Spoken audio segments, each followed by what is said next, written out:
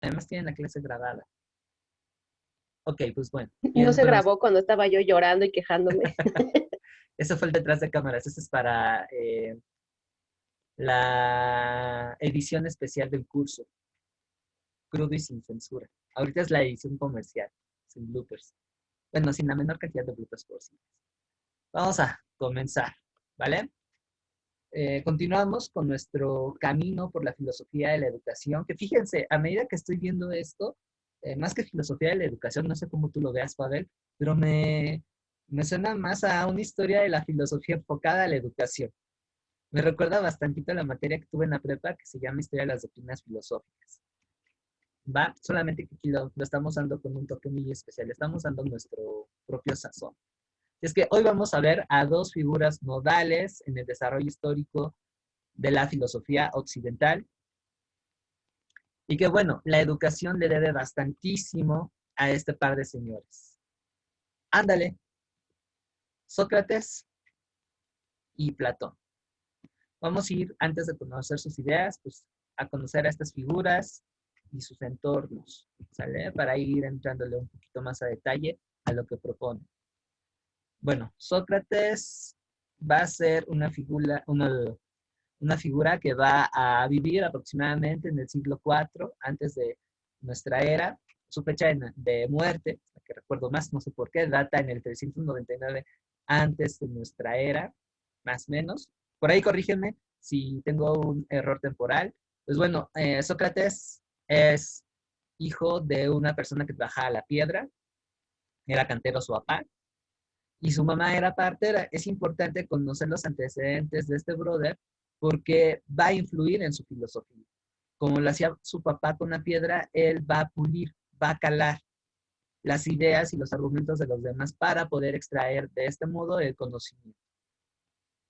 De igual manera, a través de sus preguntas, él es creador de un método filosófico llamado mayéutica, en el cual a través de diferentes preguntas se prueba la veracidad de los argumentos del interlocutor y también a través de las mismas se va a extraer lo que es realmente el conocimiento. O sea, que imagínense, Sócrates era de estos fulanos que uno se lo encuentra en el mercado, así medio sociable, que te empieza a preguntar, ¿cómo está el día de hoy?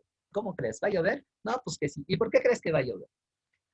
Obviamente no en un plan así tipo reportero Televisa medio instigador que llegas a decir, chale, güey, ya, bájale tantito, sino en una situación más afable. De hecho, las referencias nos indican que Sócrates era carismático, pese a que el cuate no era carita, vean, ¿no? O sea, yo si fuera chica no me fijaría en él y siendo griego tampoco diría, no, pues como que este cuate le falta para ser Miss hombre 399 antes de nuestra era, pero cuentan que era muy carismático, que su manera de expresarse llegaba a hechizar a la gente y, como ustedes sabrán, pues se necesita cierta confianza, cierta empatía para generar un canal de comunicación, que es fundamental para hacer este intercambio filosófico, ¿no? Entonces, Sócrates tenía esa habilidad, pues a que también era muy riguroso, y de esta manera, paulatinamente, le fueron siguiendo otros fulanos para poder él aprender filosofía. Una limitante que vemos con Sócrates y que es en similitud con otros personajes es que este cuate jamás escribió sus obras, sino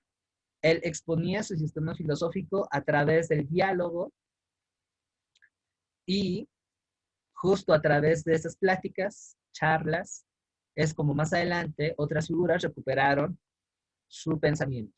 Así es que también aquí tenemos otra limitante en cuanto a Sócrates, porque tenemos que ver hasta qué punto lo que vemos en los textos son palabras de Sócrates y hasta qué punto son comentarios, interpretaciones de los autores. En este caso, pues Platón.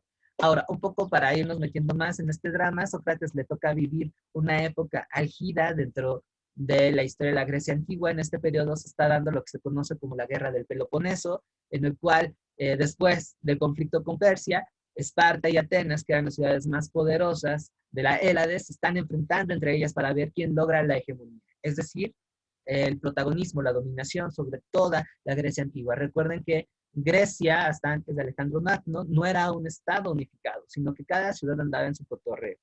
De la guerra con los persas, Atenas y Esparta, fíjense qué contrastante, en otro tiempo aliadas, en este momento se están enfrentando. Y esto está reflejando también un declive de la civilización, ¿sale?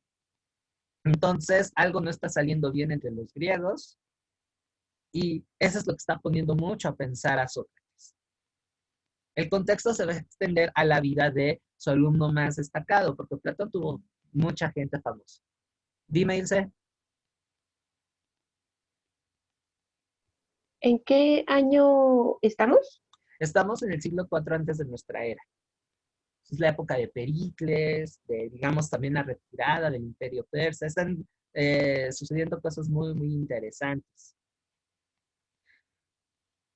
¿El siglo cuarto qué sería el 300? ¿Los 300? Más o menos, ajá. Sí, sería desde el 400. Sí, sería más o menos del 400 al 301.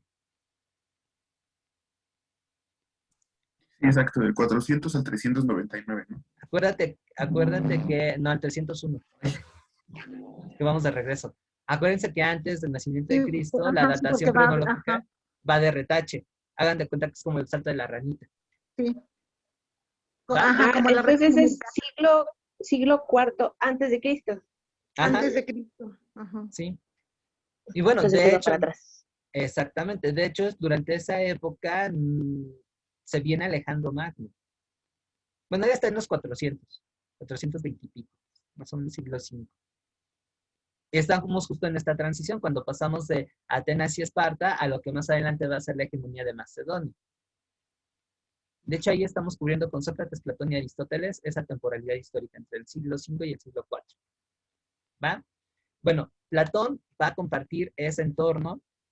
Él, a diferencia de Sócrates, tiene un origen más fifi. Él es descendiente de una familia de aristócratas. De hecho, su tío anda metido en la polaca. Creo que incluso era amigo de los sofistas, ¿no? El tío de don Platón. Formaba parte de los 30 tiranos, que eran estos individuos que tomaron el poder para poder desde adentro destruir a Atenas, o sea que esos 30 tiranos eran, digamos, traidores a la patria porque eran amigos de los espartanos. O sea, Atenas era un desmadre. Pues uno de esos 30 tiranos era sobrino de Platón. Platón, de alguna manera, si no hubiera conocido a Sócrates, hubiese seguido los mismos pasos de andar en la polaca. Hagan de cuenta, no sé, con sus respectivas distancias, un Carlos Salinas de Gortari, se me ocurre, Miguel de la Madrid. O sea, alguien de la élite que de alguna manera ocupar un rol importante en el gobierno de la ciudad. El chocoflán. Ay, sí. El chocoflan. Ándale. Pero bueno, no fue así. Conoce a Sócrates, le encantó su filosofía y pues bueno, fue su alumno, uno de los más destacados. A la muerte de Sócrates, me atrevo a decir que Platón es quien le va a suceder en este ámbito de enseñar la filosofía, solamente que él lo hace de una forma más institucional. Él funda la academia, una escuela un tanto elitista, porque Platón sí era medio mamón. No aceptaba a cualquiera, tenías que tener como unos prerequisitos, ¿sale? Que eso, reitero, es una de las problemáticas que ya hemos visto con los sofistas. Eh, Platón pues va a seguir varias directrices de Sócrates, como lo vamos a ver más adelante, y eso resulta un inconveniente cuando leemos los diálogos, por ejemplo, porque a veces se pierde de vista cuándo habla Platón y cuándo habla Sócrates, sobre todo porque en algún momento de sus textos, y lo manejan los autores, Sócrates llega a ser como no sé, la marioneta o el muñequito por el cual habla Platón. O sea, pasa de ser una persona por sí misma, autónoma, a ser un personaje literario por el cual se expresan las palabras de Platón. Por eso es un tanto difícil diferenciar los sistemas filosóficos. Además, porque de Platón parte Sócrates. Digamos que Sócrates pone las bases, por eso es tan importante, porque centra más la filosofía en el ser humano, y Platón se vuela, lo perfecciona. ¿Sale? Dato cultural, Platón va a ser profesor de Aristóteles, quien fue a su vez mentor de don Alejandro Magno, un conquistador griego muy famoso. Y a diferencia de lo que hace Sócrates con Platón, en donde vemos una continuidad, Platón con Aristóteles respecto a Platón, va a generar una ruptura. Y eso es algo que probablemente veremos más adelante, porque por ahí me huele a que vamos a ver a Aristóteles el próximo fin de semana. ¿Sale? ¿Sí, Ilse? Ay, perdón, Platón va a ser maestro de Aristóteles. Aristóteles, exacto. Sí, sí, sí. Es como la gran trinidad Ajá, helénica, ¿no? De la sí, en general de la Entonces, filosofía. Sócrates Ajá, fue, fue maestro de Platón y Ujú, Platón de Aristóteles, ujú. ajá. que fue mentor de De Alejandro Magno de Macedonia. Alejandro Magno. Ah, gracias.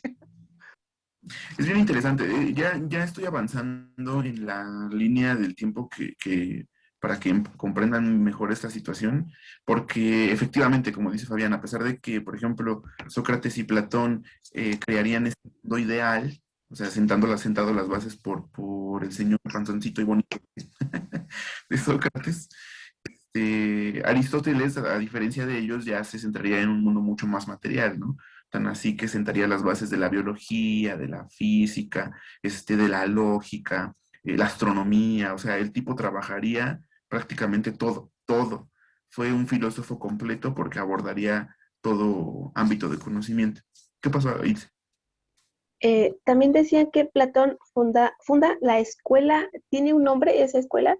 La academia. La academia. La academia. Ajá. Ajá. Y no precisamente iban a cantar. Gracias.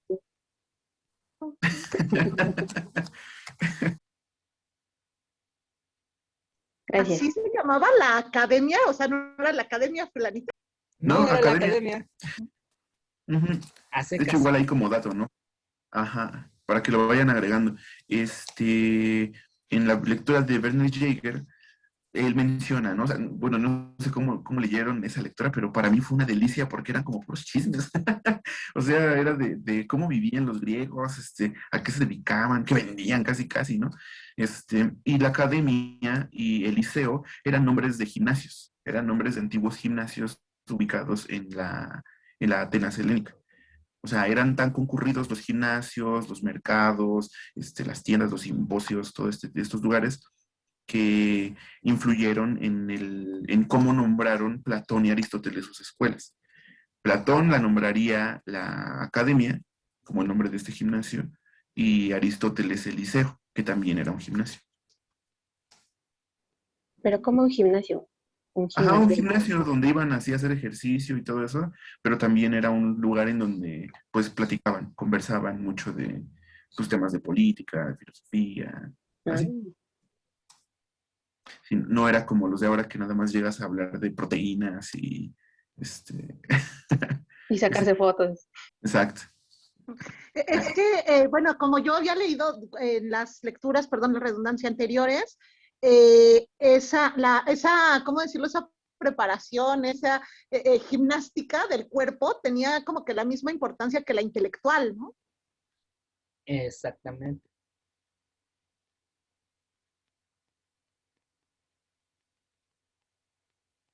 Sí. Sí, y era justo de este ideal griego que implica el balance, de la simetría, de la proporción. Los griegos eran fans de la proporción. Y esto no solamente implicaba en tener acá una espalda de Dorito, unas nachas acá redonditas como dice Shrek, unas super piernas, ¿no? Sino que a la par de que supieras retórica, oratoria, que hablaras bonito, que escribieras bien, pues le tenías que dar al cuerpo, compa. Que hasta cierto punto aún se mantiene con el ideal y que vemos en la currícula de las escuelas. O sea, en teoría, por eso está ahí educación física, porque parte de ese ideal griego del balance, de tener un equilibrio. Pero bueno, ya algunos siglos después, pues esa idea también ha sido deformada y eso es algo que seguramente analizarán en historia de la educación, en política educativa. Recuerden que todo ideal educativo responde a un contexto histórico determinado, pero eso no implica que no haya una influencia. Por eso es importante ver estos fulanos, porque mucho de lo que nosotros conocemos en la actualidad proviene de los griegos y los romanos. Y hablando de chismes, pues Ujú. vamos a ir redondeando. Pues, ¿quiénes van a hablar de estos dos? De Sócrates, como ya les he comentado, él no escribió por su propia mano algún texto, sino van a hablar de él los diálogos platónicos, o sea, su mejor alumno Platón, Genofonte, que va a ser un discípulo de él también, que se va a dedicar a la historia. Él va a participar en Él llegó a ser mercenario y se fue a pelear por un príncipe persa y le tocó, bueno, toda una aventura, no les cuento más, pero ahí busquen de Genofonte, La Marcha de los 10.000, si les late El Señor de los Anillos y Juego de Tronos, puta, ese libro trae de todo. De hecho, no me explicó cómo es que no han hecho una película de acción en base al libro de historia de Genofonte. Genofonte es uno de los historiadores griegos más importantes de la antigüedad. Arístides, que también me parece que es filósofo. ¿Qué es filósofo, Arístides o poeta? Bueno, es que, o sea, de los discípulos de Sócrates como que no se distingue bien porque ustedes leen a Platón y tiene una pluma bien linda, o sea, escribe súper, súper padre. Genofonte, pues en cambio era un poco más analítico, pues historiador al fin y al cabo, ¿no? Como que trataba de darle más sentido a la cosa, o sea, a cómo abordaba los temas. Arístides sí se iría más por Ah, Fabián, te preguntan lo del libro. ¿En Ah, dónde se encuentran lo de llama... Xenofonte? Sí, sí. Ay, ¿cómo es? Sí, él así se llama. Su nombre original, esta madre no me está. Se conoce coloquialmente como Bueno, la Marcha de los 10.000. ujú. Y Aristófanes y Aristóteles, pues sí. Bueno, Aristóteles no sería, pues, discípulo de Sócrates, pero ellos dos sí se dedicaron más a la filosofía. Y Sí, Arístides era más como poeta. era poeta, ¿verdad? Ahí está, el nombre en el que lo encuentran. Hay una versión bien bonita de Gredos, ¿eh? Que lo llegaron a publicar en los puestos de periódicos. Gredos, hace un tiempo, antes de la pandemia, publicó una colección de textos antiguos que está de lujo. Yo conseguí el link en Drive en PDF, pero si lo pueden comprar en físico vale mucho la pena. Viene de Tocho Morocho, desde la Ilíada y la Odisea hasta Lucano y ya autores romanos que no son tan conocidos como Quintiliano. Y vi ese libro de Genofonte, de la Marcha de los 10.000. Bueno, Arístides es poeta. Aristófanes no es discípulo de Platón, fue un contemporáneo suyo. Aristófanes es uno de los grandes exponentes de la dramaturgia griega y él toma a Sócrates y habla de él, creo que es en Las Nubes, es en 2 obras de teatro. No me acuerdo bien de la segunda, pero es en Las Nubes, una de ellas en donde además eh, remarca un carácter de Sócrates que tampoco no es conocido, pero que yo cuando me enteré dije, ah, la madre, este señor sí tuvo una vida bien interesante. Sócrates no solamente fue filósofo, fue soldado también. O sea, fue un hoplita que llegó a pelear en estas batallas que se dieron en la guerra de los Peloponesos. Y no creo que fue como el típico estudiante de humanidades, así con el arquetipo de no, yo no hago deporte. No, Sócrates salió bueno para los fregadazos. De hecho, creo que en una batalla salva a uno de sus discípulos de la muerte, acá rifándosela con el escudo y la lanza. Les digo, escenas tipo Juego de Tronos. Y ya en últimas instancias, Aristóteles. Ajá. En cuanto a Platón, pues Platón habla de sí mismo. En los diálogos les digo, como que entremezcla a tanto a él como a Sócrates. Aristóteles va a hablar de su maestro. Es bien interesante la relación entre ellos dos porque hay una admiración mutua, pero al mismo tiempo se dan con todo, pero sin faltarse al respeto. Es una rivalidad intelectual bien rica, bien interesante, porque jamás Aristóteles habla mal de Platón, no le dice, eres un pendejo, no, no, no, sino le reconoce su lugar, pero al mismo tiempo se le va con todo.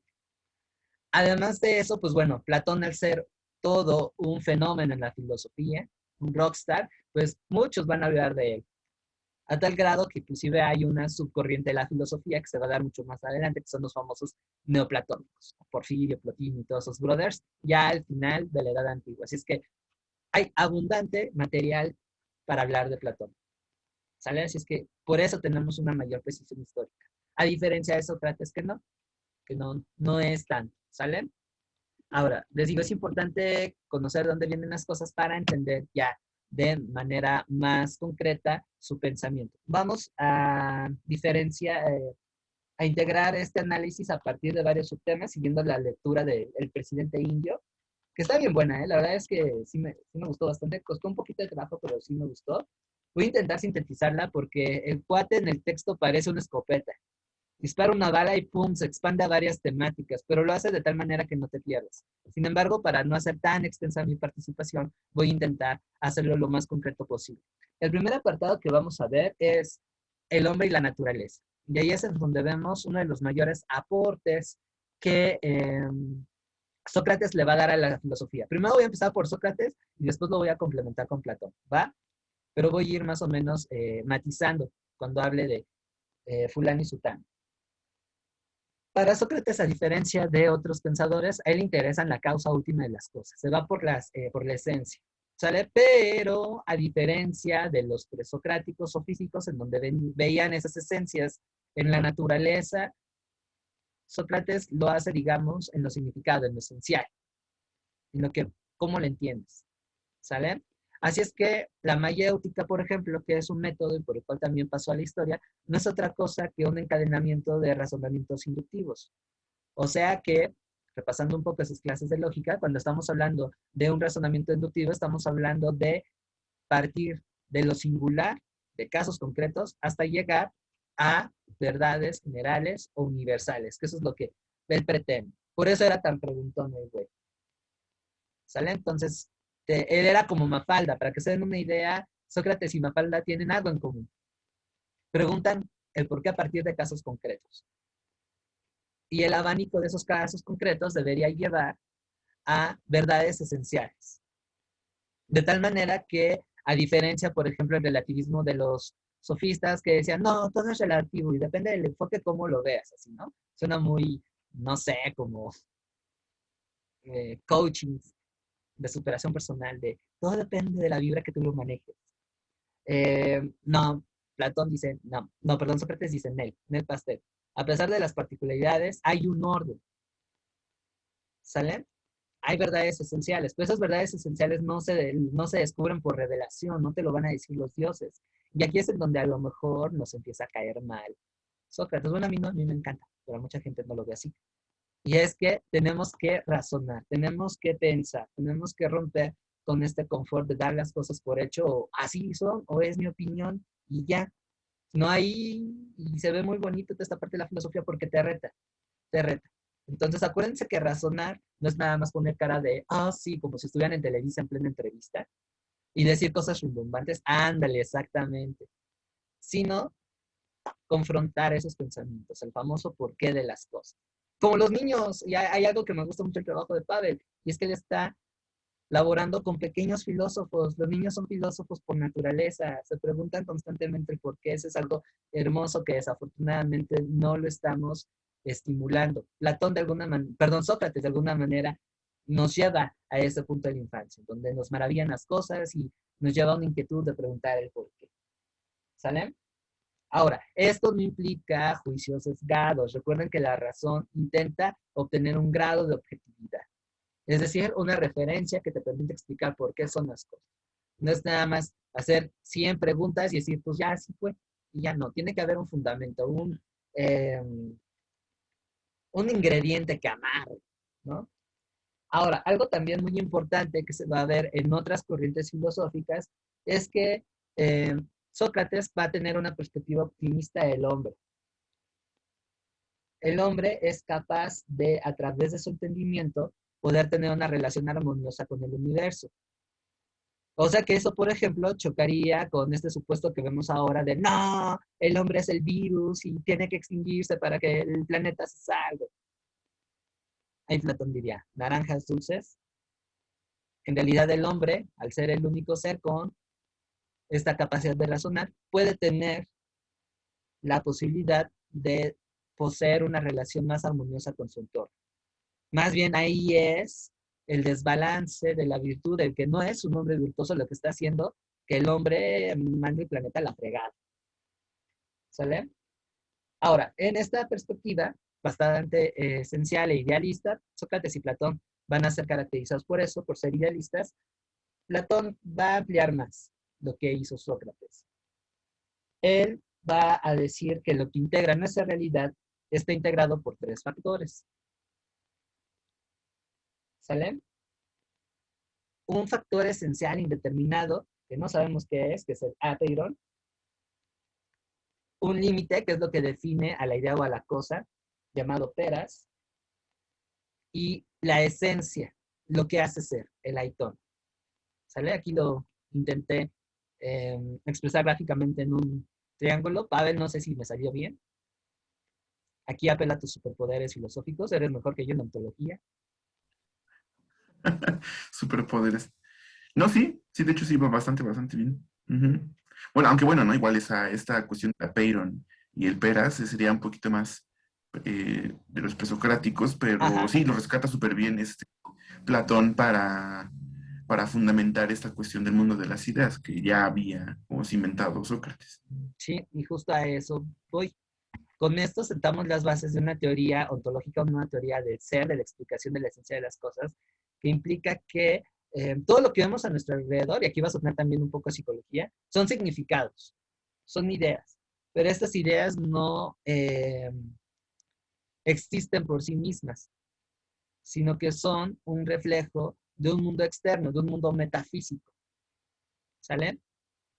La manera en cómo se da esta relación es a través del razonamiento. O sea, para Platón, solo a través de la reflexión filosófica es que el hombre puede acceder a este vínculo que hay entre el mundo de las ideas, que no es físico, y la realidad que tiene un significado a través de ese mundo de las ideas. O sea que yo veo que un árbol es un árbol no porque el árbol existe en sí, sino porque yo tengo la idea de que es un árbol que le da ese significado. Y esa idea la construyo a través de un razonamiento. O sea, ahí estoy teniendo este mundo de la participación. ¿Sale? Esto es bien, bien, bien importante porque si se dan cuenta, aquí tenemos un eslabón de lo que más adelante van a ver en teorías del aprendizaje. Y eso, por De supuesto, que hecho, está bueno, enclavado. estamos Ajá. viendo algo muy, perdón, algo muy parecido, ahorita lo recordé, en, ay, ¿cómo se llama? La representación en psicología, Uh-huh. la capacidad de representación, ¿no? Que nosotros le damos bueno, lo que es el significante y el significado. Nosotros le damos un nombre a algo porque ya tenemos el antecedente de lo que es. Sí, sí. De hecho, es bien interesante porque algo así también empezarían a hacer relación los presocráticos, ¿no? Por ejemplo, podemos imaginarnos el Pegaso, es lo que veíamos la sesión pasada, porque vemos una paloma y conocemos un caballo, y entonces creamos el mito de Medusa, y de Poseidón, y de ahí saldría el Pegaso, en fin, también tenemos la idea de caballo y tenemos pues la idea de humano, y de ahí sale el centauro. Entonces, sí, prácticamente todo lo que imaginamos ya existe. Y eso es lo importante en Platón, ¿no? De que ya hay una preexistencia que nosotros nada más como animamos en el mundo como material. O sea, que le damos sentido. Y eso más adelante lo va a Ujú. cuestionar Aristóteles. Pero bueno, no me adelanto, no me adelanto. Pero ahí les voy dando la invitación para que vayan también visualizando en qué puntos se diferencian y, digamos, entran en debate y en cuáles están de acuerdo, ¿va? Que la cuestión no es perderla, sino más bien que ustedes vayan de manera transversal, vinculando las cosas. ¿Sale? Bien, ahora algo también muy importante que hace que Platón, que bueno, Sócrates y sobre todo Platón se ha recuperado por otras tradiciones filosóficas e incluso por el cristianismo, aquí si se dan cuenta, el cristianismo tiene una enorme deuda con Platón, se fundamenta gracias a Platón, y una de las cosas que maneja eso es el hecho de que la razón del ser humano tampoco no tiene un origen natural, sino metafísico, o sea, que responde a una razón externa. O sea, que hay una cosa ahí medio nebulosa que más adelante va a ser llamado Dios, el logos, el que, digamos, va a activar la razón que tiene el individuo. Lo que da pie a, a un intelectualismo ético, que ahorita vamos a ver, pero también a la fundamentación de un ser por ahí omnisapiente, omnipresente. De hecho, ese es el tipo de religiosidad que tienen tanto Sócrates como Platón. Y que, por supuesto, más adelante, autores como San Agustín lo van a empatar con Dios. Cuando los cristianos descubren a Dios, perdón, descubren a Platón, fundamentan muchas cosas. Y esto también de que la razón tiene un origen externo, de una razón más grande, valga la redundancia, es lo que hace que también la educación sea vital. Porque si el hombre, aunque tenga razón en potencia, no se educa, sencillamente no puede hacer esta participación con el mundo de las ideas. No puede construir esta objetividad, no puede develar el sentido que tienen estos conceptos. Y se queda chato. ¿Sale? Voy a ir orientando las cosas hacia la educación para no perdernos de vista. ¿Va? ¿Comentarios, dudas hasta aquí? ¿No? No. Segundo ¿Les va punto. quedando claro? ¿Sí? Sí está complicado. Sí, de repente, ay, el rey filósofo. Bueno, sí les va quedando como más encauzado. Yo a ratitos me confundo, es que, por ejemplo, cuando yo lo leí, lo enfoqué más a Sócrates, que era el de la actividad, y a ratitos me confundo de quién me están hablando. Por ejemplo, ahorita estaba yo escribiendo Sócrates, bueno, yo puse que Sócrates determina que la razón va a ser el único medio para estar pues de nuevo, en orden con el universo. La razón es el medio para conocer este orden. Y ya después iba a escribir algo que es, al razonar el hombre puede, pero dije, ay, no, ya no lo escribo porque no sé si lo dijo Sócrates o lo dijo alguien más. A lo mejor lo que ahí yo cambiaría serían las palabras. O sea, en vez del razonamiento, sería la verdad. Porque, digo, no lo abordamos. Perdóname que me adelante un poquito, Fabián. Pero, o sea, Sócrates pensaría que lo que hacemos es simplemente enunciar la verdad gracias ahora sí que a la mayéutica. Develamos la verdad, ¿no? Y la virtud para él precisamente es el conocimiento. Entonces, ahí lo que yo cambiaría es en vez del razonamiento, quizás le pondría conocimiento o gracias a la sabiduría es que el hombre como que logra su libertad. Ajá. Yo lo pondría así. Yo. Y además, y algo que ya mencionó Fabián, que sí es bien importante, que de repente Sócrates, sobre todo en la República y ya en los diálogos tardíos, Sócrates ya es un personaje, o sea, se pasa a ser absolutamente un personaje literario. Pero toda la fundamentación sí es de Sócrates, pero pues recordemos que este sujeto gordito jamás escribió. Entonces, sí, como que no podemos quitarle su mérito, aunque hable a través de sus discípulos. Ok. Sí, por eso la exposición la estoy haciendo primero Sócrates, porque entiendo que suele llegar a confundirse, y después ya hago el cambio a Platón. ¿Sale? En ese sentido sí trato de ser lo más cuidadoso posible para evitar la confusión, aunque sí, es difícil separar qué dijo qué, sobre todo porque hay una influencia muy cercana. ¿Va? Bueno, pasamos al siguiente punto, que es el hombre y la sociedad. Sócrates, como buen hijo de una polis griega, apela mucho a que la cooperación entre los individuos que son libres tiende a un bien público. Que eso es algo que va a tener alcance brutal. La Ilustración va a recuperar mucho este sentido, ¿sale? Incluso tradiciones políticas del siglo XIX que rompen con el liberalismo burgués, como lo es el socialismo científico de Marx y por supuesto el anarquismo, traen este sellito. Fíjense hasta dónde llegaron las palabras de Sócrates. Pero, reitero, el contexto histórico, él lo está asumiendo como un hombre libre que forma parte de una polis. Otra vez, por eso es importante la educación. Porque si tú no tienes claro que perteneces a una comunidad y que tu desarrollo depende del bienestar de esa comunidad y antepones tus intereses particulares, pues bueno, se puede ir a la fregada. O sea que aquí, tanto Sócrates y más adelante Platón, pues estaríamos reprobadísimos. ¿Sale? Por consiguiente, para Sócrates, la idea de buen gobernante es aquel que conoce y aplica las leyes inmutables por un bien común. Que eso es algo que Platón va a recuperar y lo va a extender, en la República. La República es uno de los libros de filosofía política más ricos que existen. ¿Sale? Ante ese punto, fíjense aquí, voy a recuperar algo bien bonito. Voy a regresarme con Sócrates. Sócrates plantea que la restricción de los deseos materiales da posibilidad a necesidades más elevadas e importantes para la naturaleza humana. Cuando leí esto se me puso chinita la piel. Y recupera el arte, el saber y la religión. Pero no es una religión, digamos, como la entendemos ahora, en donde el subjetivismo redondea las cosas, los dogmas rigen nuestra vida espiritual, no, sino más bien va a sonar aquí muy Jedi, pero es una conexión de uno con el todo. Reitero, dirían los Jedi, es la fuerza. Así está entendiendo la divinidad de este Sócrates y a esa religiosidad se está enfocando, ¿vale? ¿Esto qué implica? Que debemos dejar de lado esos deseos vanos, eso que nos hace envidiosos, que nos hace ambiciosos, que nos hace mezquinos. Y sobre todo no reducirnos a ser autómatas, esos esclavos, diría Sócrates. ¿Sale? Sí, Pavel. Igual, ¿no? O sea, como dato de... Ay, perdón. Se me salió la voz así de hombre. Sí, recuperando también estas cuestiones. Vean también, ¿no? O sea, cómo este ideal de sabio también trasciende al cristianismo. Y el cristianismo lo heredaría prácticamente a todo el mundo occidental.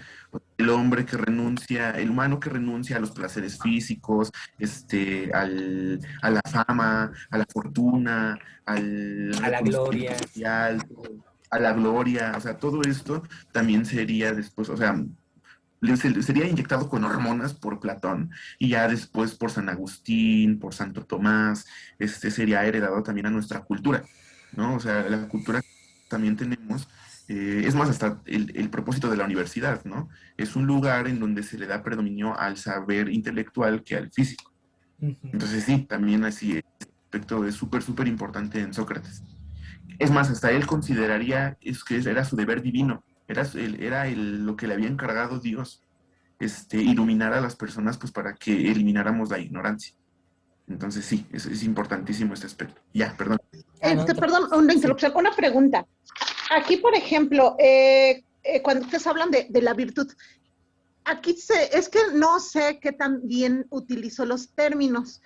La tarea que nos dejaron antes de la de los sofistas, no me acuerdo cómo se llamaba la tarea, pero en donde nos preguntaban en la actividad que era la arete, y la maestra me mandó la retroalimentación diciéndome que es la virtud, es la búsqueda de excelencia, es la virtud, y que cada una de las escuelas iba a buscar virtudes diferentes, o sea que la arete iba a ser diferente. Aquí, ¿puedo seguir utilizando con Sócrates, con Platón, ese término? ¿Si es correcto que lo siga yo utilizando? Sí, completamente. Entonces, aquí en este caso de Sócrates, entonces, la arete sería la verdad. Exacto. Ok. Y la verdad, o sea, la virtud socrática es la verdad, pero, o sea, al mismo tiempo se funde con la sabiduría. La sabiduría, conocimiento, verdad, justicia y el bien común, ¿no? El bien común, ajá, todo eso se ve fundido en la arete socrática, o sea, en la virtud socrática. Ok. ¿Por qué? ¿Por qué? ¿Quién va a venir? Perdón. Sí. Perdón, van a decir que no, se los compro en mi casa cuando alguien va a venir. Sí. Sí, en ese sentido, bueno, ya para ir haciendo algunos repasos, con Platón se va a ampliar esto. Se va a traer la idea del buen gobernante, el rey filósofo, que es aquel que conoce el mundo de las ideas, el rey sabio, el que conoce la verdadera realidad y por lo tanto tiene acceso al bien común. Es decir, no es un fulano que se rige bajo su propia voluntad. Que dice, hoy quiero que todos mis súbditos sean católicos, pues vamos a ser católicos. No, sino que piensa, bueno, ¿qué es lo mejor para la gente? Quiero un tren en el sureste. A ver, güey, ¿realmente es necesario ese tren? El buen gobernante, el rey sabio, y por eso es el filósofo, no el técnico, no el noble, no el comerciante, es el filósofo quien debe de aventarse ese tiro, porque él es el que conoce a plenitud esa idea, y por lo tanto puede garantizar un bien común. Ahora, esta idea del bien común no es algo exclusivo de los guardianes, como diría Platón, del orden, es decir, de los gobernantes, no, sino es algo que se tiene que extender a la ciudadanía. O sea, esta idea de ir por el bien común, de que las cosas se manejen de un modo de tal que a todos nos convenga, que a todos nos beneficie, es algo que también debe de estar en la ciudadanía. Por eso es importante la educación. Si yo no educo en el bien y la verdad, que eso es algo otra vez, se recupera en el Renacimiento y en la Ilustración. Si yo no formo ciudadanos, y ahí se ve el sello de la cultura griega y por qué es tan especial y diferente a egipcios, mesopotámicos, aztecas, que se les ocurra, y no estoy diciendo que sea mejor, sea diferente, pero ellos son los que pusieron más empeño. Si no los educamos en una situación en la que sean autónomos, que por sí mismos entiendan la lógica de las leyes, esto va a valer cake. Que suena muy bonito. Atenas, ¿no? Ajá. Y qué bueno que tocaste ese tema. Entendamos la lógica de esos argumentos. Están viendo que su ciudad está valiendo popó, que no hay orden, que se están navegando sin broncas, que incluso los primeros experimentos de política bajo este orden, que por ejemplo se dio en Siracusa, porque allá estuvo como gobernante otro discípulo de Sócrates, Dion de Siracusa, creo que se llama ese güey, fracasaron. Entonces, eso dejó el shock a Platón y dijo, bueno, ¿qué tenemos que hacer? ¿Cómo le tenemos que mover a esto para que realmente funcione? ¿Sale?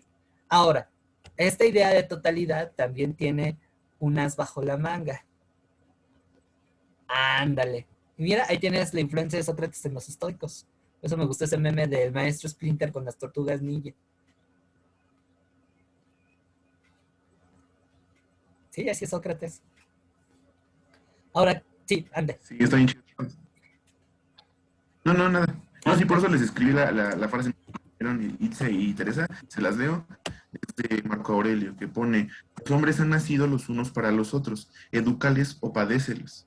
O sea, imagínense, ¿no? Es algo que yo creo que toda la persona que nos dedicamos en algún momento a la educación pensamos, ¿no? De la culpa es de la educación, de que seamos crueles, tan machistas, tan xenófobos, tan de muchas cosas, ¿no? Entonces sí. Y para los papás, ¿no? Ahí, si haces una buena chamba, en unos años vas a estar tranquilo y feliz disfrutando a tus hijos adultos, y si no... Exacto.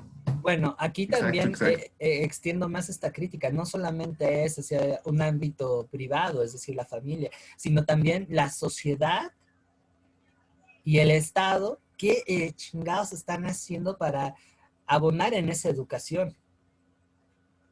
O sea, aquí tenemos una espada de doble filo. No solamente es la chamba a los papás, sino es, diría Marx, a la estructura en general. Porque al final la educación tiene como cargo directo la sociedad y el Estado. O sea, tú como padre puedes echarle muchas ganitas y dentro de tu microuniverso formar lo mejor posible a tus hijos. Pero si tienes un trabajo que te explota 10 horas al día, que no te da paciencia y tiempo para poder educar a tus hijos, si tienes escuelas de baja calidad en donde a los profes los tienen mal y están reproduciendo esa violencia, y si no tienes oportunidades para con los chavos después de ese proceso formativo, y cómo das ese proceso formativo, sencillamente ahí, aunque tuvieras a los papás más angelicales, pues no la vas a librar. Va a haber un desbalance, no vas a ser virtuoso, diría Sócrates. Exactamente, pero es justo lo que, en mi opinión, tendría que ocurrir. Yo veo como que, yo lo veo de los dos lados, ¿no? O sea, yo lo veo, por ejemplo, del lado de mis hijos en el que yo me esfuerzo porque yo les he dicho, yo tengo un compromiso muy grande con la sociedad al tener hijos. Yo tengo que hacer buenos hijos porque van a salir, tienen que ser buenos ciudadanos, tienen que ser, o sea, como que es lo que yo les transmito, yo les hablo, yo les digo. Pero salen a una sociedad ya muy corrompida, muy corrupta, como ya muy enferma, ¿no? Entonces, tan malo es que en lo particular no se haga, como que en lo social no se haga. O sea, ¿a quién estamos mandando a la sociedad? Pero también a qué sociedad a qué sociedad los estamos integrando. Si no existe ese complemento, pues, que de hecho lo veíamos también en pedagogía, no me acuerdo en qué lectura, pero mientras no exista así como que ese equilibrio en la triangulación entre la sociedad, los padres, la familia o el círculo así cercano y el educando, si se rompe ese triángulo, pues ya fue un fracaso. Sí, exacto. Ahí, por eso estaría padre que se echaran algún videíto. Yo recuerdo, a ver si lo busco ahorita, precisamente de las estructuras, lo que acabas de decir tú, Fabián, de Marx, de la... ¡Ay! ¿Superestructura y la estructura? Ajá, es algo que tiene que ver con la estructura. Bueno, pero un sistema se ve formado por diferentes subsistemas, ¿no? Por ejemplo, tenemos el sistema Estado, pero el Estado está formado por instituciones y una de esas instituciones es la familia, ¿no? Entonces la familia se ve incluida dentro el gran, o la gran institución sociedad, y dentro de esa, de la institución familia, pues hay varios, como subgéneros, digamos, ¿no? Como varios sub. Entonces uno termina anteponiéndose a otro termina subordinándose a otro, pero aquí, digamos, como el gran encargado sigue siendo el Estado. Entonces ahí lo que yo me imagino, ¿no? La influencia o el mayor grado en el que podemos interactuar y tratar de mejorar nuestra situación, sí es asumiendo nuestro papel político. Y también enseñándole esta cuestión a los niños, que Sí, a lo claro. mejor podemos pensar que no pueden jugar un papel con esto, pero lo mismo, ¿no? Cuando yo iba a decir, no, pues filosofía para niños, y uno se queda pensando, no, ya, porque ahora vas a hablar de Genofonte y que el alma es tripartita y, y todas esas cosas, pues sí se puede, ¿no? O sea, claro que se puede, pero hay que saber que al tratar de atender un fragmento o una parte de toda esta estructura, vamos a terminar influyendo en otra. Entonces, lo que yo pienso que lo que estás haciendo tú, Tere, está súper bien, porque si los fundamentos que tú le das a tus hijos están bien cimentados, la posibilidad no es que él se termine corrompiendo, sino que él sea como parte del cambio. Sí. Ajá. Pero a veces, bueno, sí lo creo. A veces leer no es tan bueno. Porque me entran así como mis dudas, ¿no? Por ejemplo, leía yo ¿cómo se llama esta teoría? El funcionalismo, ¿no? La teoría del funcionalismo, en el que decía, o sea, la sociedad o las organizaciones sociales, las instituciones sociales van a funcionar como un cuerpo humano y una que esté enferma te va a afectar a todas las demás, ¿no? Y es un poco lo que estamos viviendo. A lo mejor como papás tratamos de hacer un buen trabajo, pero a final de cuentas yo no voy a tener a mis hijos pegados a mí toda la vida, ¿no? O sea, se tienen que ir a incorporar a otras instituciones en donde quizá ya no es tan bueno, o pasa al revés, ¿no? A lo mejor la escuela es muy buena, pero llegan chicos que ya traen, pues, malas prácticas sociales desde casa, entonces es cuando yo leía el funcionalismo, a mí me entraba así como una angustia y un estrés social en el que yo decía, es que no están sanas todas las instituciones sociales. Y tenemos que prepararlos para ello. Tampoco no es bueno prepararlos un mundo ideal, como diría una canción de Disney, sino ser, valga la paradoja, optimistas pesimistas. O sea, puedes cambiarlo, pero lo que te enfrentas es algo bien duro. Y también algo que salva la frustración es tener bien en cuenta los alcances. Digo, a Pablo y a mí, ¿qué más nos alcanza? Nos encantaría, no sé, liderar una revolución o ser como los freires del siglo XXI en México. Algo aquí así bien choncho. Y no es por menospreciarnos, pero somos dos simples aprendices de pedagogos que tenemos por ahí varias intenciones, curiosidades y ambiciosos. Quizá no podríamos llegar a hacer eso. Si se da, qué chido, yo sí me aviento. No sé mi colega, pero yo sí me aviento. Pero no me voy a conformar con no hacer nada. O sea, como pedagogo tengo una responsabilidad bien choncha. O sea, como los médicos cuidan la salud de los individuos, yo como pedagogo me toca algo igual de sensible y de frágil, las ideas. Y entonces, desde ahí, por ahí hay algo muy lindo que dice, bueno, no voy a cambiar el mundo, pero sí voy a tratar de modificar el pedacito que me tocó. Y se van haciendo ahí como cadenas, que con un poquito de paciencia, tal vez, porque no hay nada seguro, se puede hacer algo. A mí me da mucho gusto y me alienta, por ejemplo, estas sesiones que tengo con ustedes, escucharlas, porque estoy viendo que la chamba, que lo que yo pretendo hacer, que lo que me forma, se está aterrizando. O sea, que ustedes se tomen en serio esto, tengan estas inquietudes, estas dudas existenciales. Digo, ya la llevo de gana, lo estoy haciendo bien, porque hay otros que se están juntando conmigo para sumar esfuerzos y hacer las cosas. Ahora, otra vez, saco mi lado historiador, pues todo depende del contexto histórico en el que estamos viviendo. Hay que ser muy duchos con eso. ¿Sale? Y no caer en la frustración. No caer en la frustración. Uh-huh. Y a diferencia de Tere, yo pienso que está excelente leer igual. Yo recuerdo que la primera vez que leía precisamente a Nietzsche, en el ocaso de los ídolos, pues un gran ídolo es Sócrates. Y te lo empieza a desarmar. O sea, yo antes de leer a Nietzsche, yo tenía a Sócrates en el pedestal y decía, wow, qué magnífico personaje, pues no cobra, va y habla con cualquiera y le enseña filosofía y no sé qué. Y pues te lees a Nietzsche y pues te lo destroza, ¿no? Absolutamente. Y bueno, a lo que quiero llegar es que leer, entrar en contacto con todo ese tipo de ideas, yo creo que más bien nos hace hacernos, bueno, nos lleva a hacernos las preguntas necesarias. Porque entonces tú ves el funcionalismo y dices, entonces el mundo tiene que ser funcional. Ok, a ver, entonces pásate al utilitarismo. Entonces, ¿cómo nos utilizamos? O sea, somos un medio para que el sistema se mantenga. Somos engranajes. Entonces volvemos al humanismo. Ah, pero somos personas que sienten, que aman, que desean, que quieren ser felices. Y entonces le entras a Marx y dices que pues estamos alienados y que no tenemos opción más que vivir en el mundo que ya está como para nosotros. Exactamente. Pero le entras a Michel Foucault y te dicen que no, que todo es un juego de poder y que tú también tienes poder. Entonces, se van a encontrar con cosas bastante espeluznantes, sí, porque es más ahí en la misma psicología, ¿no? El conductismo. ¿Qué es el conductismo? Estás modificando la conducta de una persona para que actúe respecto a lo que tú deseas. O sea, y eso es utilitarista, es funcional, pero es moral, es ético. ¿Qué pasó, Ilse? Puedo entender lo que dice Tere. Yo también he entrado en pánico con ese tema y más, digo, no es que sea, bueno, yo lo veo, por ejemplo, con mi hijo, ¿no? Va a entrar a la secundaria.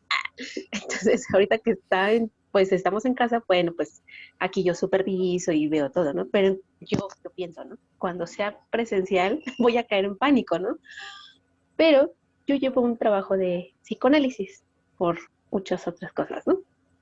Y uno de esos temas con el psicoanalista precisamente fue esto. Y lo que él me dijo fue, dale el beneficio de la duda. Tú ya le enseñaste, lo educaste, ya sabe lo que es el bien y el mal, ya le diste todas las pautas, ¿no? Ahora él es el que va, pues, a elegir, él es el que va a ir haciendo su camino. Dice, dale el beneficio de la duda. Dice, no es dice, no lo has hecho mal, dice, y nadie somos perfectos, dice, pero él es el que va a ir, eh, pues sí, viendo para dónde se va, dice, y él ya solito va a identificar, pues donde sí le conviene para sí mismo y pues donde no le conviene. Entonces, me dio un poco de tranquilidad esa parte. Sí, es Para la ese parte del tema, yo lector. les recomiendo, ujú, les recomiendo escuchar el audiolibro de Siddhartha. Sí, porque pues no sé, es a lo mejor de que se ponen ahí el videito y ya van manejando o están haciendo alguna otra actividad. Y Siddhartha sí aborda bastante bien y bastante bonito el tema como de dejar a los nenes vivir su propia vida después de que uno ya pasó por todas las peripecias de mi adolescencia y la identidad y todas estas cosas. Y ya, te regreso la palabra, perdóname. Sí, bueno, es un tema bastante amplio. Entonces, ¿qué vamos a ir regresando a él en esta y otras sesiones? Vamos a acabar de ver a estos dos. En cuanto a lo divino, bueno, de eso no va a quedar mucho tiempo ahí. Sócrates ya lo había planteado. La divinidad es como una especie de panteísmo. Todo está conectado. Hay un principio que origina todo. Es un Dios, es una divinidad que no tiene forma. Me recuerda un poquito, Pavel, a la divinidad de Baruch Spinoza. Se parece bastante. Y de esa divinidad viene la razón que devela al hombre su realidad y que lo lleva al conocimiento. El logos, el logos, el logos. Ahora, esto es bien importante porque otra vez el cristianismo va a brevar de esta noción de lo divino para fundamentar su propia fe. Ya San Agustín se sacó un 10 en analizar a Platón y aprende mucho de Platón. Y hasta la fecha, bueno, Platón y Aristóteles son dos filósofos que de alguna manera articularon a la Iglesia Católica. Y eso también tiene un impacto en la educación. Externo a lo que ves, hay un origen que le da sentido a todo. Entonces, en parte de los métodos pedagógicos que se ocuparon, por ejemplo, en la Edad Media, van en tenor a esta situación. Lo que vemos en el Trivium, el Quadrivium, las universidades palatinas, que van a ver en historia de la educación, que es todo un agasajo. Incluso eso se extiende hasta la escolástica y lo que traen los jesuitas cuando empieza este proceso de colonización de América, siguen teniendo esto. O sea, esto tiene un impacto tan amplio, pedagógicamente hablando, hasta el siglo XIX, cuando ya entran otras propuestas. Pero vean, qué intenso. Aunque estamos hablando de lo divino, en la educación se sigue manteniendo. Ahora, aquí un poco también redondeando con la parte de la historia, entraron a mis dominios, pues como buen griego, Platón sostiene una perspectiva cíclica de la historia. O sea, él lo asume como una especie de círculo. Y esto es entendible porque para los griegos el círculo es el símbolo de la perfección. Ellos plantean que al hablar de cambio estamos hablando de cosas imperfectas, entonces no va. En ese punto los griegos son conservadores. Por eso hablan del destino, porque ya todo está preestablecido. En el caso de Platón, esta perspectiva cíclica de la historia, que va en tenor a lo que está ocurriendo en esos momentos, habla de edades. Hay una edad oscura que se va toda la mierda, pero aparecen por ahí sujetos como Sócrates dotados por la divinidad de una razón extraordinaria que forman a su vez a otras personas que hacen que las cosas cambien y ¡pum!, nos lleven a una edad de oro. Eso ya en tenor de lo histórico, pues es algo con el cual, incluso en la actualidad, de una forma coloquial entendemos la historia. Es más, hasta en las clases de historia, si ustedes recuerdan, en la primaria y en la secundaria, no les hablaron que era un proceso abierto, contingente, en el que las sociedades humanas tienen un ritmo muy particular. Eso se lo dejan a locos como yo, que nos atrevemos a más. La gente que se dedica en educación básica a la historia todavía tiene esta perspectiva de lo cíclico, que se refuerza también, por ejemplo, en lo que la industria cultural, específicamente el entretenimiento, habla del histórico. O sea, Platón ahí es omnipresente. ¿Sale? Y eso se rompe, por ejemplo, a otra idea de la historia que también es muy frecuentada, sobre todo a partir del desarrollo del capitalismo, del Renacimiento, de la Ilustración, y que, bueno, tiene su origen en los sofistas, que es el avance a través del progreso técnico. El esfuérzate, saca tus talentos y ¡pum!, vas avanzando. Eso, por ejemplo, ya a largo plazo llega a recuperar Comte con el positivismo, ¿no? Entonces, Platón dice, no mames, está el progreso. No. Si ya todo está establecido, muy bueno, más bien aquí lo que tenemos que detectar es que hay ciclos, ¿vale? Y que esos ciclos tienen un movimiento gracias al actuar de gente como Sócrates. Fíjense hasta qué punto Platón admiraba a su maestro. Gente como él hace que las cosas cambien. Y reitero, eso es algo que en términos coloquiales sigue permeando, en este caso, la enseñanza de la historia. Hagan memoria. Alguna novelilla que ahí llegaron a estudiar sobre Miguel Hidalgo, Morelos, quien se les ocurra. Estas clases que les dio su profe en la primaria, que bueno, a mí me encantaban porque parecía como si me estuvieran narrando una película de acción. O sea, yo sí me imaginaba a Villa, a Zapata, cuando era niña Morelos, como si fueran Terminators o algo así, Max Steel. No sé, yo creo que por ahí me llegó a encantar. Me acuerdo que mi abuelito, que le encantaba la historia, traía también esa idea para que vean cómo esto impacta en nuestra educación. Y acá les confieso que cuando era un nene, 6, 7 años, en mis fantasías infantiles, aspiraba a ser alguien así, a ser alguien tocado por la historia para cambiar el mundo. Que reitero, esto es una perspectiva, la historia va más allá de eso, pero entendiendo cómo se da la evolución humana y el devenir de la misma, hace también cómo se expresa la lógica de cómo Sócrates, que bueno, no le entró tanto a la historia, aquí me centro más en Platón, va a entender su sociedad, su entorno. Y como eso, ¡fum!, tiene un impacto a largo plazo. En Roma también se vio, no de a gratis la historia, se tomó como una maestra enseñanza, como una maestra de vida, que eso es algo que también en una parte no profesional de la historia sigue teniendo impacto.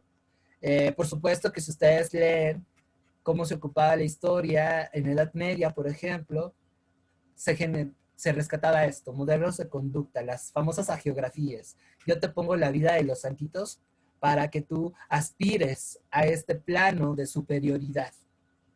la historia de los grandes hombres, ¿no? Así es que, bueno, bendito Platón, ya tienen a quien echarle la culpa si en algún momento de su vida les hicieron preguntas tipo Pati Chapoy sobre Morelos, Hidalgo, y que pensaban que la historia se reducía a personajes de ese talante.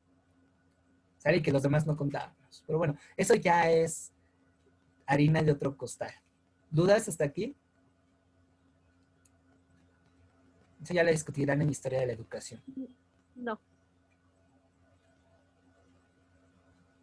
Sigan a ver teoría de la historia. Bueno, punto número 5, el individuo y las cosas. Ándenles. Bueno, aquí también se pone bueno el asunto. Aquí lo sintetizo con los dos. Aquí confluyen tanto Sócrates como Platón.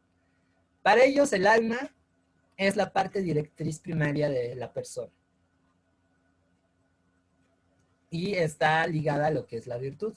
Ahora, el alma aquí no es entendida como esta ánima que nos da vida, que se maneja en el cristianismo, esa cosa que no sabemos si realmente existe, que tenemos que salvar para que después de la muerte no nos vayamos al infierno o pasemos en un buen apachanga en un congal llamado el paraíso, de estar buena la fiesta porque todos quieren ir ahí.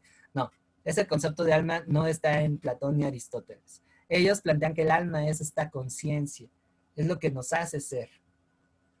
Y cultivar el alma implica también cultivar la mente.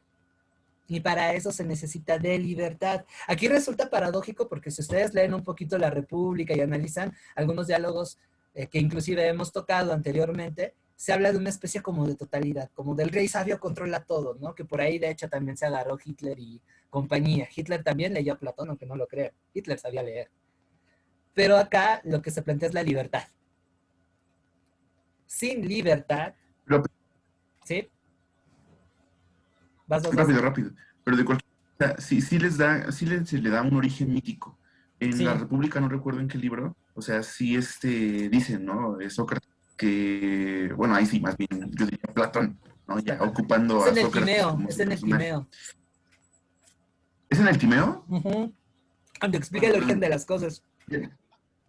Que ahí se quiso sentir Hesiodo porque quería contar el origen de todo. Yo no recuerdo, entonces te creeré. Entonces, el Timeo. Y el origen que da es que, por ejemplo, cuando uno muere, pues el cuerpo ya, este móvil que carga con la conciencia, pues, se desintegra, se muere, y el alma va al Hades. En el Hades, lo que pasa es que bebe del río del olvido, el Lete o Lete, algo así se llama. Éter. El olvido. Lete, ¿no? Ajá. Y cuando vuelve, puesto que observó todo, o sea, siendo alma, está en contacto con todo, lo sabe todo. Y para que pueda animar un cuerpo, tiene que beber del río del olvido. De ahí que utilizar a la mayéutica. O sea, puesto que tu alma lo conoce todo, lo único que yo voy a hacer contigo a través de este diálogo es hacer fluir nuevamente la verdad, que tú ya la conoces. De ahí o sea, me parece importante sí señalar que le da un origen mítico, más sin en cambio no le da este papel como cristiano de, ay, el alma lo es todo, y si te comportas, te va a chupar un demonio y todo esto. Pero sí, es muy padre. Sí. Sí. Perdón, regresándome al número 5, cuando dices ambos filósofos es Platón y Sócrates. Sí, bueno, sí, yo apunté Sócrates y Platón.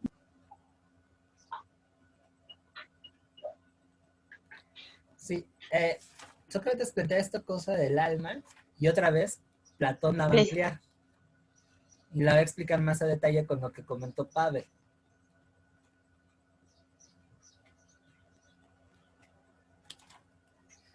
De ahí, bueno, ahí complementando un poquito, que el alma no se inmuta con el cambio físico y va a sobrevivir a la muerte.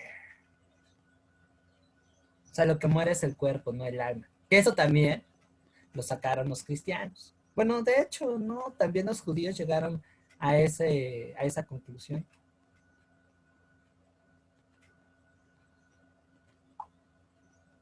¿Va? Ahí vamos otra vez con el rollo de la ética. De ahí que es importante que a través de la virtud el hombre conozca el bien, porque eso los va a llevar a un ideal humano. El hecho de que no se conozca la virtud, si no hay este intelectualismo ético, Entonces hay un desbalance, los vicios y la corrupción van digamos, desafinar esta alma como si fuera un automóvil. Y por consiguiente, la vida sería una vida mal lograda, una vida desperdiciada. Otra vez ahí aparece la educación. ¿Sale? Así que bueno, ya entrando con el rollo del ideal humano, Platón, me voy a centrar aquí en Platón porque Sócrates dice, el hombre tiene que ser virtuoso, pero hasta ahí se quedó. Es Platón quien le va a entrar con su teoría ética a ampliar más esta idea de cómo debe ser el hombre ideal, ¿no? Bueno, la teoría ética la va a desarrollar en las famosas 4 virtudes cardinales, que también se las va a piratear el cristianismo. ¿Sale? Entre esas 4 virtudes cardinales van a ser la prudencia, que es lo que te va a llevar a esta mediación, este equilibrio, la fortaleza, que es lo que te va a dar, digamos, el potencial para que no caigas en el vicio, para que aguantes estos eventos funestos de la vida. El temple, va a acompañar el temple, que es el valor. Recordemos que al final los griegos tienen este toque de ser una sociedad guerrera. La misma sociedad en la que viven Sócrates y Platón, pues todavía tiene ese rollo. Entonces hay que ser valientes. Hay que ser valientes, no solamente en esta cuestión épica del campo de batalla, sino, y eso me parece muy importante, valientes para conocer. Porque el conocimiento implica moverte el mundo, quitarte las certezas. Y eso no es algo sencillo. No cualquiera tiene esa templanza de decir, órale, va. Voy a probar hasta qué punto lo que pienso es cierto y qué tanto son prejuicios. Se requieren productos de gallina, ¿sale? Y por último, la justicia. La justicia entendida como el orden, como el balance de las cosas. No puedo ser bueno si no soy justo. Y no puedo conocer lo que es justo si no tengo esta parte de la sabiduría. ¿Va? Por eso el idealismo, el intelectualismo ético de Platón es importantísimo. ¿Sale? ¿Dudas hasta aquí? Está grueso, ¿eh? Sí, es que las 2 lecturas están bien cargaditas, bien cargadas. Pero muy padre, la verdad yo disfruté mucho la del Jaeger. Bueno, aquí la regué. Debería de ser la educación, no el ideal humano. Y bueno, vámonos con... nada más para redondear esta parte del ideal humano. Platón va a promover 3 artes mayores. ¿Sale? Aquí me equivoqué en número. Que otra vez podríamos ver aquí hay una propuesta a una currícula, por así decirlo. ¿Qué enseñar? ¿Qué es lo que se debe cultivar? Bueno, para poder llegar a esas virtudes hay 3 artes que mantienen y que forman al individuo para que sea un sujeto activo en esta sociedad. Uno de ellos es la medicina, hay que curar el cuerpo. El otro es la política, que no es este circo al cual estamos acostumbrados, sino una participación de la vida pública de mi comunidad. Ir a la ágora, ya saben, cuando es necesario agarrar mi casquito, mi espada y mi lanza y rifármela por mi ciudad. Si me toca ser líder de mi comunidad, pues va a hacerlo. Y aquí es en donde entramos nosotros, la educación, preparar al individuo. No queremos sujetos inconscientes, queremos sujetos virtuosos. Y ahí la educación es importante, es importante. Y hablando de esto, pues como lo hemos visto a lo largo de la charla, la educación va a ocupar un papel protagónico en la filosofía, tanto de Sócrates como de Platón. Aquí Platón, digamos, en un método educativo, lo que plantea es generar pequeños círculos y escuelas, en donde estos seres superdotados por los dioses, estos Sócrates, traten de enseñar a esas personas lo que es la virtud para que de esta manera se cambie el entorno. Son como microrevoluciones. Aquí Platón, a diferencia de otros pensadores, no aspira a, sí, tomemos el poder y a través de una educación estandarizada hagamos las cosas. No. Fíjense ahí qué chistoso, ¿no? Platón se va a lo micro. Ármate. Haciendo así, me quitaba hasta que me tuve que aguantar. Era ese micrófono. Ay, perdón. Y bueno, ahí es, júntate con tus cuates y enseña. La enseñanza para Platón, en términos micros, es la manera de cambiar el mundo. O es la posibilidad que tenemos para cambiar las cosas. ¿Sale? O sea que aquí se ve este rollo de la educación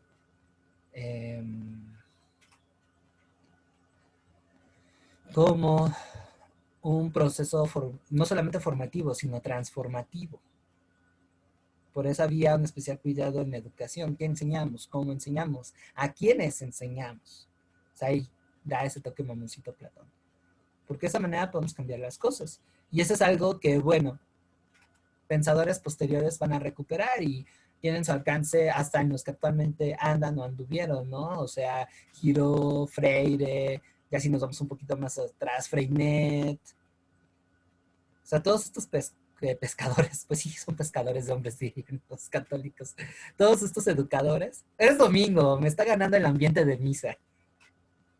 Me voy a poner la Sí, sotana. exacto. Y además por el horario, es misa de 9. Pero bueno, lo que después desarrollaron, Ferrer y Guarda, hasta el mismo Marx, que bueno, no me cae muy bien. Todos ellos parten de esta idea, de la educación como un arma más para transformar el entorno. Evidentemente, como no lo mencionan ahora, la educación por sí misma tampoco no puede con esa chamba, se requieren hacer otras cosas. Pero sí, es algo fundamental. Ni es la espada, el augurio y los Thundercats para mover las cosas, pero tampoco no podemos dejarla de lado. ¿Vale? Y bueno, ahora sí que con eso, pues, agotamos las cosas. Ah, no, me falta una última cosa. ¿Cómo educar? ¿Qué educar, no? De los 0 a los 20 años, los individuos van a aprender a partir de imágenes. Otra vez es algo que en la actualidad se plantea, que era lo que cómo nos enseñaban en la primaria, a través de dibujitos, de narraciones, de fantasías, nada más que bueno, este güey lo extiende hasta los 20 años. De los 20 a los 30, ya el individuo le tiene que entrar a las ciencias duras, astronomía, física, matemáticas, acústica. Y de los 30 en adelante, la filosofía. Para Platón, sería idóneo que la ciudadanía se concediera a los 35 años. Eso me recordó un poquito a Tolkien, con los hobbits. Hasta los 35, en donde, bueno, tú ya pasas a ser un servicio activo para tu comunidad. Y a los 50, pues te retiras. O sea, Platón nada más piensa que son 15 años en los que tienes que andar de productivo. De los 0 a los 20 años, ¿cómo era? Era a través de imágenes y los sentidos. Y eso es algo que no vemos en otros lados. Bueno, sí, pero no de una manera tan esquematizada. Y reitero, esta influencia de qué educar y en qué etapas, pues va a tener una repercusión enorme en la Edad Media. Con el trivium y el quadrivium. De hecho, las primeras universidades así se manejaban. Tú no acabas tu carrera hasta los 35 años. Eso es lo que voy a hacer.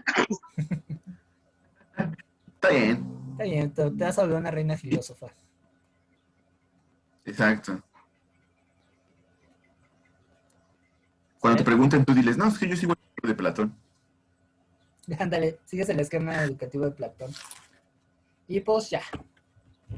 Sí estaba bastante cargadita la lectura. Por mi parte, eso No, la de... Y pues ya se nos fue el tiempo. Sí. Pero estuvo bien, fíjate que Por más abordaste que le quise cortar. que me tocaban.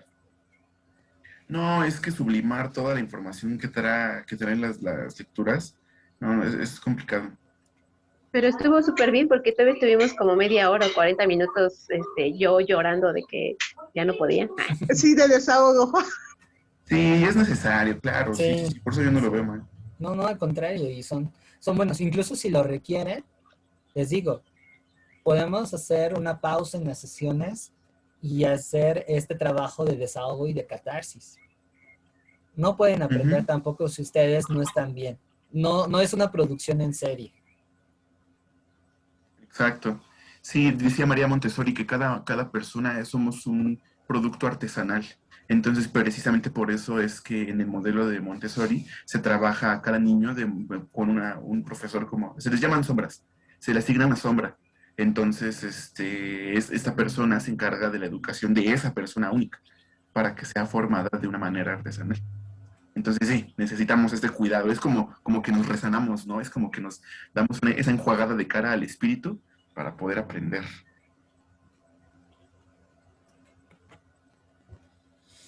Sí, sí, no, no, no lo vean mal. Reitero, o sea, contra lo que estamos acostumbrados, la educación es un acto humano. Y el acto humano Ujú. implica asumirlo como algo complejo. No, no es algo esquemático, por así decirlo, como lo vemos en el trabajo, por ejemplo. Y en el trabajo debería ser así. Así que si la educación formal se permea de esa filosofía, en la medida de lo posible eso es algo que queremos evitar aquí, porque justamente nos interesa que aprendan.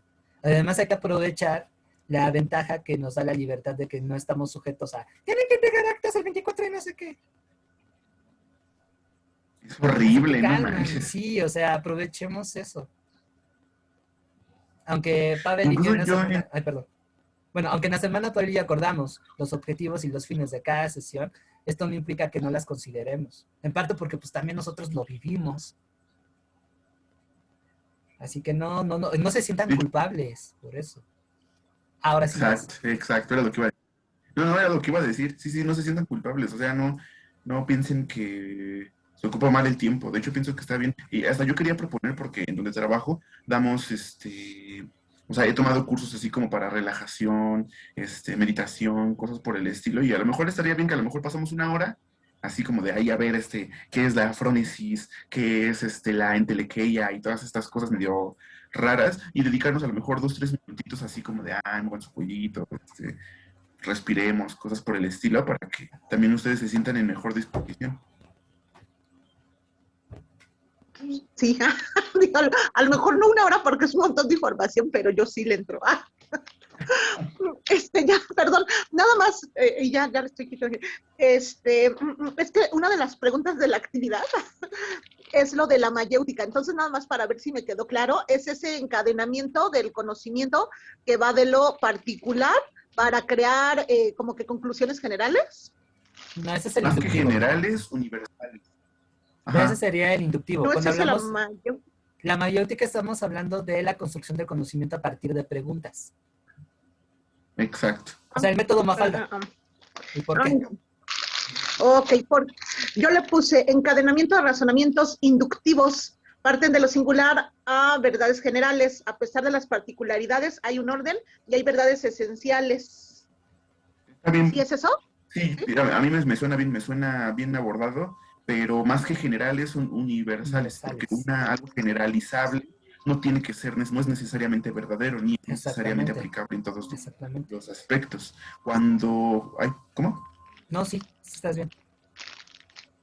Ah, es que acuérdate que tengo un poquito de lag, perdón. Ah, sí, no te preocupes. Espero que me estén escuchando bien. ¿Sí me escuchan bien? Sí. Sí, yo sí te escucho bien. Ah, ok. No, yo no, yo lo había, como que se había pasmado. Ahí es que es mi internet, lo siento. Eh, mm, está bien puesto, a mi parecer, o sea, lo tienes bien redactado, pero de nuevo, más que general sería universal, porque lo Ok. que pretendía, lo que pretende en sí el método socrático, el que es la mayéutica, es encontrar a través del choque, a través de la dialéctica, a través de una tesis contra otra tesis, para generar síntesis. Y esa nueva síntesis, volver a chocarla con otra tesis, hasta que empiecen a generar un conocimiento que sea universal. El ejemplo que ponía el mismo Sócrates eran las matemáticas. Las matemáticas es una verdad universal, no importa en dónde te encuentres, la matemática es, ¿no? Uno es uno. Lo que él querría agregarle es el aspecto ético. Por eso es que el intelectualismo ético de Sócrates buscaba generar el bien. la sabiduría, el conocimiento. Y de ahí se desprende lo de que el mal no es, es producto de la ignorancia, no es porque exista plenamente la maldad. Exactamente. Ok. Yo Sí. lo busqué en el diccionario Ah, muy bien. y dice, método o técnica que consiste en hacer las preguntas apropiadas con tal de guiar a una persona para reflexionar y sea capaz de encontrar en su mente conceptos tácitos que subyacen en ella. Sí, digamos que tú tienes la primera parte de la respuesta de la actividad y esta Tere la segunda, porque tú estás diciendo en qué consiste. Y lo que mencionó Exacto. Tere es la finalidad de la mayéutica, que es lo con lo que se complementa. Exacto. O sea, que fusionense como Exacto. Goku y Vegeta y ya tienen la respuesta de esa actividad. Pero como diría mi profesora de la preparatoria, expliquen ahora con sus propias palabras. Que eso es bien importante, ese es un buen método para saber si realmente aprendieron. Explicarlo con las propias palabras, porque si copian y pegan de la lectura, del diccionario o el wikipediazo, no hay una evidencia realmente de que ustedes estén procesando el concepto, sino está ahí. Pero Más si lo hagan mayéutica. parafrasean, exacto, más si estamos hablando de mayéutica, pero si lo parafrasean, y aquí tienen ustedes una ventaja, agarren a sus hijos como campos de tiro. A ver, te voy a explicar qué es la mayéutica. Te va a servir. Y ustedes se van a ir dando cuenta qué onda. También por ahí les voy a pasar una técnica de estudio que recién estoy analizando, me parece muy padre, la Feynman, donde habla que como prueba final para evidenciar que uno está aprendiendo es exponerlo. Sí, no hay mejor manera de aprender que enseñando. Exactamente. Entonces les voy a pasar ese videito, ¿va? Pero sí, ahora sí que compartan respuestas, júntenlas y ya la tienen. Solo que en su propio lenguaje. Que no es de meditar lo que están haciendo, sino evidenciar que le están dando su toque. Yo quisiera preguntar entonces en ese sentido, porque creo que yo desarrollo bastante más por la lectura ese aspecto de la mayéutica. O sea, la mayoría de cosas ya las abordó Fabián y de una manera súper concreta y muy bien hecha. Entonces, digo, ahorita ya también ya tengo que retirarme, pero no sé si puedan que nos podamos como reunir para complementar esta cosa entre semana. ¿O tienen tiempo para entregar esta actividad, o sea, como para el próximo fin de semana, o igual para que se relajen? O sea, digamos que yo ya tengo respuesta para sus actividades, nada más quiero que la reflexionemos, quiero que la abordemos y la desarrollemos. ¿Tienen tiempo? Pues nos esperamos la otra semana, o ¿qué proponen ustedes? Ahorita no me acuerdo cuándo se entrega. Bueno, creo que vamos como una semana de retraso, creo. Se supone que esta se entregaba máximo el domingo pasado. Creo vamos así, ¿no? Sí. Entonces, ¿qué proponen? A ver, ¿qué nos faltó? Estoy viendo la actividad. Lo de la mayéutica, el valor, bueno, ahorita ya lo tendríamos como que ya complementado. ¿Qué es la mayéutica? ¿Cuál es el valor? Bueno, por ejemplo, nos pregunta, es que creo que sí lo podemos sacar con lo que vimos, porque dice, ¿qué significa la afirmación? La virtud es conocimiento, y eso sí lo hablamos, ¿no? Que era el fin al que se pretendía llegar, ¿no? Y dice, ¿en qué medida estás de acuerdo con la idea de que el mal se realiza por ignorancia? También ya lo platicamos ahorita, o sea, que como tal el mal no existe, ¿no? Es producto de esa falta de conocimiento. Y va con lo de la mayéutica, ¿no? Bueno, yo aquí como que lo apunté en una nota al margen que dice que le agrega al conocimiento un aspecto ético. El conocimiento tiene la finalidad de buscar el bien. ¿Le puedes bajar tantito, porfa? De buscar el bien. Entonces, como ausencia de ese conocimiento, se va a generar el mal. No se está cumpliendo la finalidad, ¿no? Así es como yo lo entendí. Y ya luego, bueno, las ideas centrales de la educación sí las vimos, ¿no? Sí. Igual, quizás pensando en esta cuestión del tiempo, o sea, yo tengo mi presentación, se las voy a pasar para que las revisen, porque de hecho al final yo hago ese como medio resumen, ¿no? De las propuestas educativas, en específico de Sócrates, porque aquí ya Fabián lo desarrolló bastante bien a Platón, a mi parecer, y por lo que conozco de Platón lo hizo súper bien. Lo analizan y a lo mejor a mí se me ocurre, no sé qué te parezca, Fabián, que nos manden como un audio o un mensaje al chat para que nosotros veamos qué es lo que respondieron y ya decir, mira, pues esto está medio, o sea, aquí le faltaría o esto está incompleto. En fin, por eso ahorita tengo también otras cosas que hacer y para que lo revisemos más al ratito. De cualquier manera, a ver, de una vez les paso Sí, porque yo esta actividad precisamente para que no se me vaya el avión con lo que vimos ahorita fresco, teniéndolo fresco, yo lo realizo en un rato. Entonces, igual para la noche puedo subir lo que hice. Ok. Sí, sí, está bien. Sí, está perfecto. ¿O a ti se te ocurre otra alternativa, ¿sí? No está bien. Sí, que les pases la expo y que nos manden una nota de audio. Me puse a investigar así de memes, hay unos bien chistosos. Espero que ya con toda la información que tienen ahorita de referencia, ahí le cachen, porque yo estuve leyendo un buen rato así, armando una exposición. Ok. Va. Sí, matamos esta actividad esta semana para que no tengan problema. Digo, habría estado fenomenal que viéramos tu expo para dentro de 8 días, pero creo que no nos alcanza el tiempo. Sí, exacto, es que la vida no da para todo. De cualquier manera, yo pienso que tu exposición estuvo perfecta. Igual espero que mis intervenciones les hayan ayudado un poquito también para comprender algunos aspectos. Y pues Y si avanzamos. quieres, pues no sé, media hora el próximo domingo le damos a una revisión rápida a tu expo para que queden bien por si todavía hay cabos rotos. Ajá, y lo que también ya presentarles, perdóname, Tere, rápido, es lo que, igual te lo paso al ratito, lo de esta línea del tiempo, igual más o menos yo la traté de dividir por las escuelas para que ellas tengan más idea de por qué Platón y Sócrates son idealistas, por qué Aristóteles se va más hacia la razón, o sea, todo esto para que les vaya tomando más sentido. Sí, está perfecto. De hecho, déjame ver. Sí, adelante, vas a Nada más una cosa. Estoy tratando de entrar a la presentación, pero me dice acceso denegado. Espérame, voy. Déjame, le quito. Porque según yo sí tenía esa de que cualquier persona con el link podía acceder. Espérame.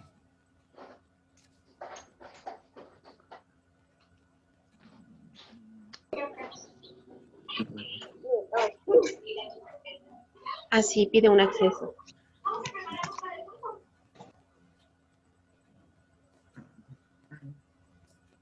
Sí, tiene candadito. ¿A la anterior sí pudieron entrar? Sí, al anterior sí.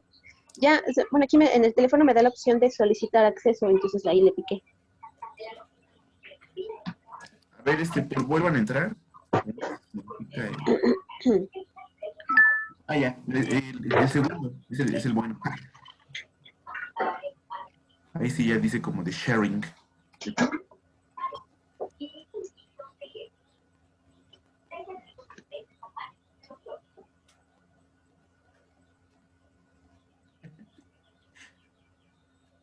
Filosofar por Facebook es método socrático, o sea, en el sentido de que todos somos irónicos, o sea, empezamos con la ironía, alabando o humillando a la otra persona y ya después empezamos a hacer las preguntas, ¿no? Uh-huh. Bueno, y ahí le encuentro la gracia y yo me la pasé muy bien. Ya está, sí se puede. Perfecto. Pues entonces, pues esperamos esta cuestión como de las actividades. Ok, perfecto. Muchas gracias. Sí, muchas gracias. Estaba buscando si en un libro hay una línea del tiempo, pero no. Creo que en el de filosofía para todos, ¿no? Ese que tiene como dibujitos. Viene una línea del tiempo, pero no lo tengo en PDF. El de para principiantes. O bueno. Yo lo estoy armando con la serie. Luego. Vale. Bueno, pues sale, chicos, chicas. Gracias por todo y nos sintonizamos el siguiente domingo. Estamos a la espera de sus mensajes. Cuídense mucho. Gracias. Bye. Gracias. Bonita semana. Bye. Bye.